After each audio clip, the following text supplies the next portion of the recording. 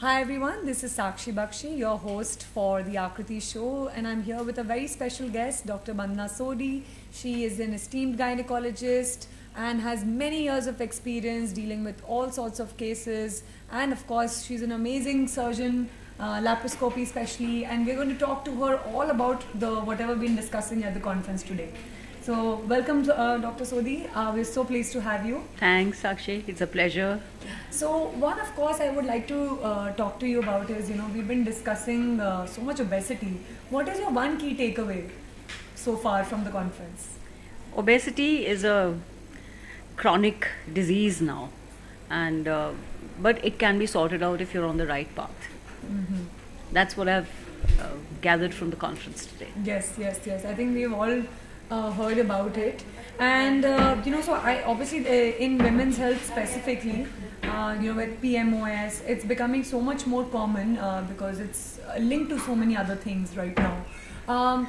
Do you think most adolescents that come to you would do they underfollow or overfollow any particular thing? Like, obviously I know like a lot of adolescents find it hard to eat healthy.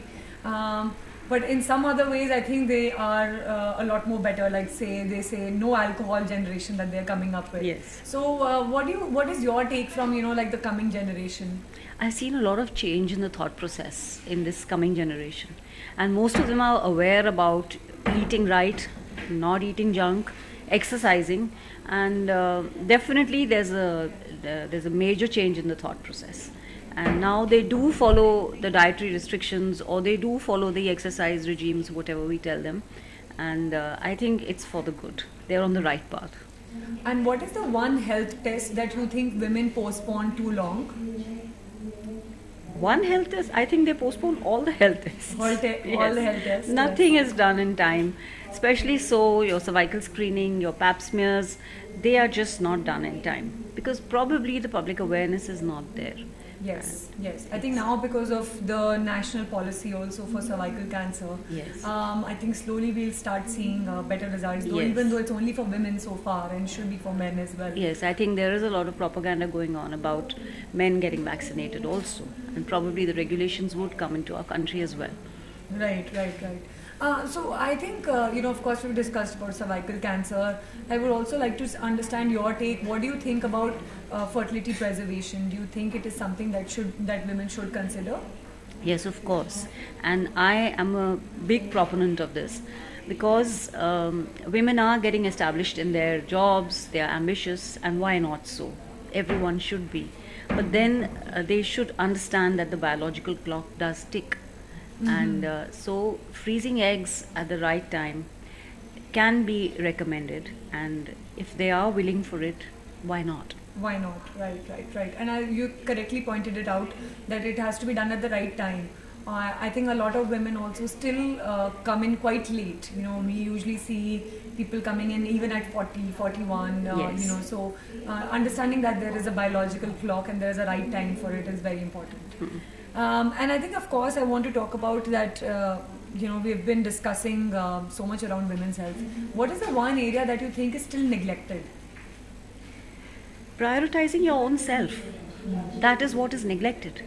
So if you love yourself, you start taking care of yourself, so then the prioritization sets in right, and then things follow the Fall right into track. place. Yes. So tell me one way that you are prioritizing yourself. What is your stress buster? I go for regular yoga classes, and I think that's the best part of the day for me. Yeah, going for yoga Yes. classes. Yes, something to look forward to. I think that's very Yes. important for all of us, whatever that me time might be. Absolutely. And then apart from that, of course, we've been discussing so many new advances. There's obviously AI, there's robotics. What is something that you would look forward to in the next 10 years? Robotics, of course, and AI aiding us is one major thing, but then the human touch can't go away. That's compassion and human touch and more empathy towards your patients. That is one thing which, whatever advancements are there, will never be replaced.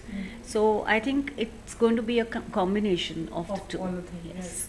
And last but not the least, what do you think is the hardest part of being a doctor? I don't think there's a hardest part. It's just the dedication that you have, which and the diligence that you have, and if you maintain it, then there's nothing hard about it. Well, very rightly put. I think it's your outlook towards everything, how that changes your entire Absolutely, perspective. absolutely. Yes. And so now I'm going to come to the next segment, which is take it or trash it. And so I'm going to ask just quick, say something like say ghee for pregnancy, and you say take it or trash it. All right. Okay. So let's begin. Intermittent fasting for PCOS. Take it or trash it. Take it. Take it. Keto for PCOS. Trash it. Trash it. Ashwagandha for trying to conceive. Midway. Midway. Okay. Apple cider vinegar for PCOS. Trash it. Myo-inositol supplements for fertility. Take it. Melatonin for egg quality. Take it. Feminine wash. Trash it. Trash it. IV drips. Trash it.